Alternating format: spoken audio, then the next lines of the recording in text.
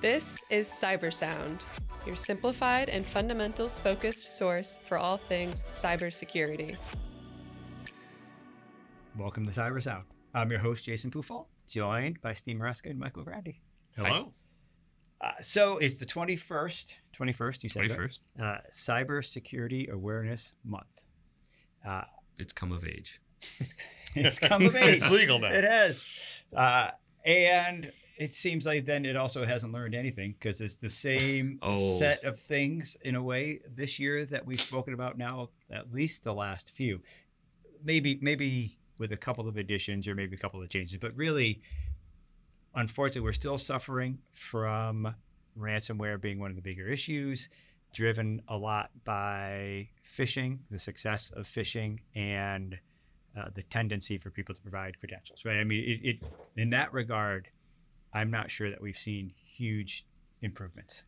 But this is the time of year where repeating yourself is actually a good thing. Yeah, that's what we're for. It's secure your life online. That's the general theme here, and it's been the theme for a number of years, right?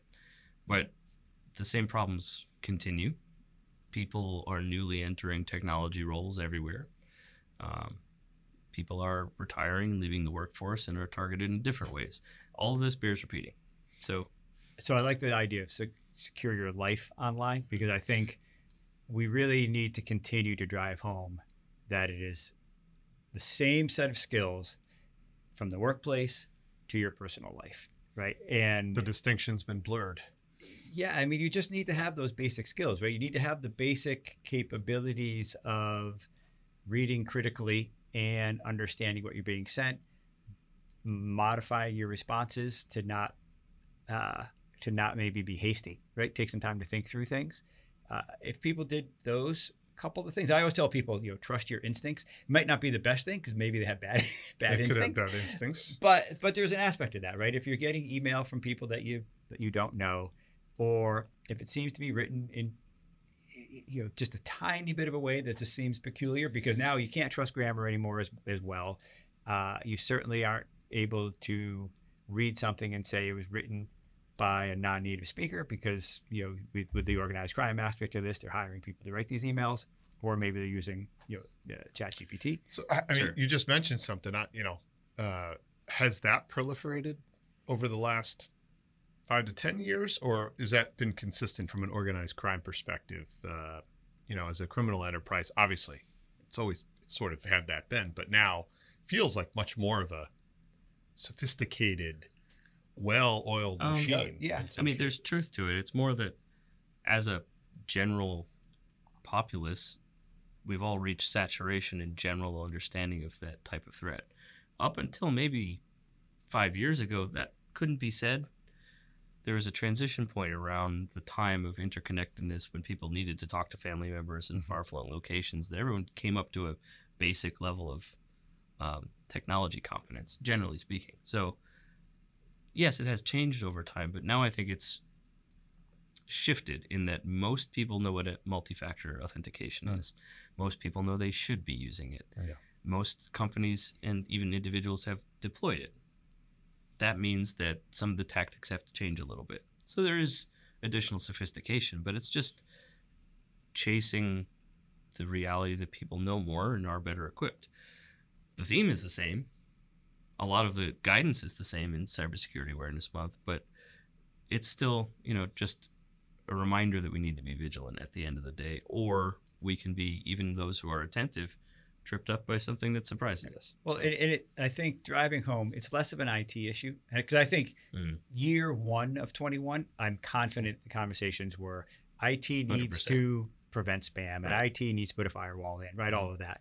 And I think in year 21 of this, it is you have a personal responsibility to understand what those threats are. That's why I think security awareness training is so valuable. I don't know that it always works necessarily, but I think the concept and the content is hugely valuable to understand the organized crime aspect, right? The why behind some of these attacks, how they're executed, and how you might better recognize them. And out of sight, out of mind when it comes to the repetition of the training, I think is so important. Yeah. It's really not just I had a training course 3 years ago. I've learned it all. And I learned it all.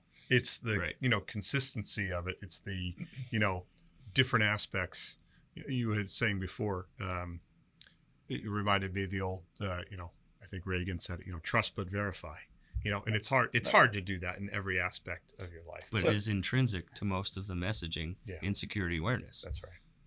I mean, it's worth repeating. Let's talk about the verification for a second. Sure. Because there are a couple of things that I know that we want to cover relative to this topic. And one, we have always told everybody, when you get an email, hover on the link and you will be able to tell whether it seems legitimate or not. So, and if we look behind us, right now, there's a huge increase in the amount of QR codes that people are using. Yeah. Hugely convenient, but you can't verify them as easily. And so we're getting further away now from the ability for somebody to actually make that decision for themselves. Right. I mean, we're aware of attacks in email that have been delivered because people know from MFA onboarding that a QR code is sometimes used. Yep. We have also encountered, pay to park QR codes that have been replaced with a nefarious website. Yeah, so you have to use some degree of subjective scrutiny in that moment to determine whether it's legit or not. Yeah. And there was a period of time when you could walk into a restaurant, sort of right. COVID time frame, let's say 21, 22, maybe even into 23, where they didn't have the paper menu anymore and they were just providing a code on the table. So it was everywhere. And that's not going away. You're still seeing restaurants that have stuck with that because it's super works. Convenient for them. Right. But that now widespread familiarity is being weaponized. Is the main message. So, folks who are using QR codes, when you encounter them, you can in fact check the link. It just requires you poking a little bit further in your camera app. It's just a little harder. Yeah. That's all. But yeah, it's worth emphasizing. We deal with that type of a problem in multi-factor bypass attacks all the time. Right. Yeah. And that's an area of sophistication that people need to be aware of. If you're getting a message that asks you as the recipient to log in somewhere, you now expect to have an MFA prompt. Right. If it's a nefarious place that tricked you sufficiently to log in, well, you're going to say, yes, that's me logging in right now. And it's actually the bad guy. Right. So, thinking about the tactics that are being employed is important. And so that I would say maybe in the last year, maybe two, that has really changed because without a doubt, our language around MFA last year was you have to implement it. We would never have said it was foolproof, but it was hugely challenging to get around. And this last year alone, we've seen multiple bypass attacks. Hundreds. Yeah. Yeah. We're talking about sophistication of the phishing orchestration tools that the bad guys use. Right. That's why it looks the way it does and why we need to be very, very cautious. But there are other things in the mix here. I think that other emphasis in this year's Cybersecurity Awareness Month re-emphasizes the importance about privacy and data leakage. Don't put what you don't want disclosed where you shouldn't. Make sure that you're sharing a document with coworkers and only coworkers or only family members. Make sure you're not oversharing. If you're going on vacation, don't put it on social media. Just being diligent about that type of thing remains ever present and ever required. And how can I show off where I'm going if I can't do put it on 3 social weeks media? afterward? Oh, that makes sense. But so sharing data then, don't upload data into your favorite AI platform either. Right. Generative AI data exposure is a big deal. It's a huge deal. There are a lot of people putting full documents into ChatGPT, not thinking a second about it, but it's potentially being used for training purposes. Yeah, it's a problem. Yeah. But do go in and play and make some fun images and get a sense of what the tools can do. You should understand it, but don't feed it your tax returns. Right. Don't feed it. Right. Don't feed it personal information. And unfortunately, we've seen that all too often. So to emphasize a point you made earlier, Jason, that personal private boundary is pretty thin. Being conscious of what you're doing while shopping for the holidays coming up, while at work, very important. Right. Similarly, if you're doing work on your personal computer at home or on your personal phone, same sorts of concerns.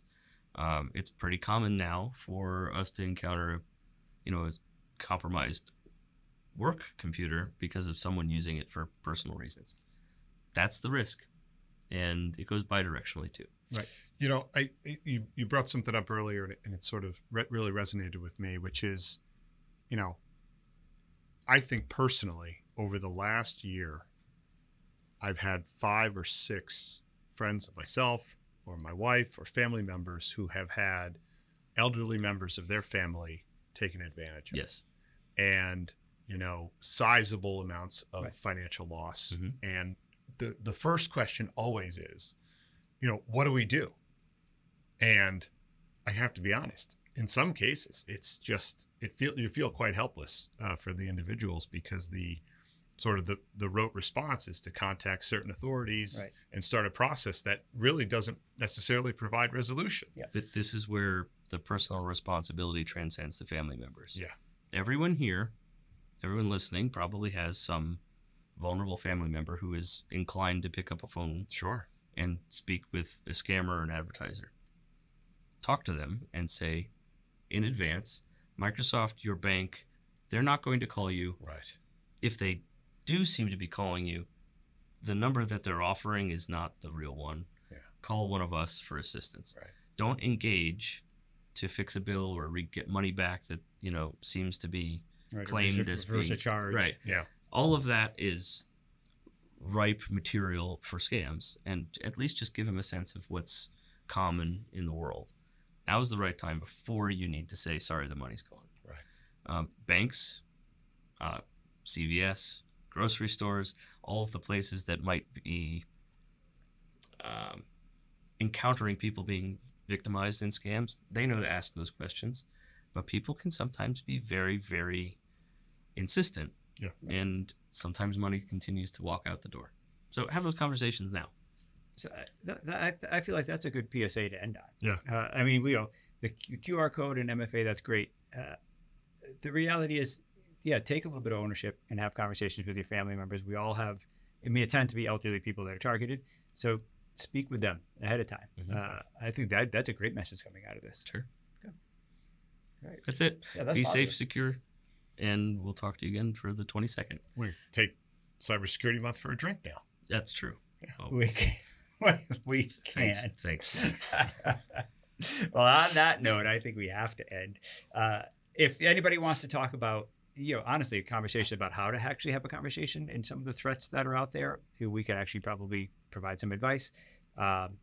If you haven't done MFA yet and you want to chat about that, we're happy to do that, because honestly, that's sort of foundational to any security stuff now. And I always like to say, and if you're not in the market for any type of loan or any type of financial transaction, freeze your credit. Yes. There's no easier thing to do, and be cognizant of that. It's an easy step. And they have made it a lot easier, Yeah. for sure. So, well, thanks everybody for listening, and happy Cybersecurity Awareness Month. We'd love to hear your feedback. Feel free to get in touch at Vancord on LinkedIn. And remember, stay vigilant, stay resilient. This has been CyberSound.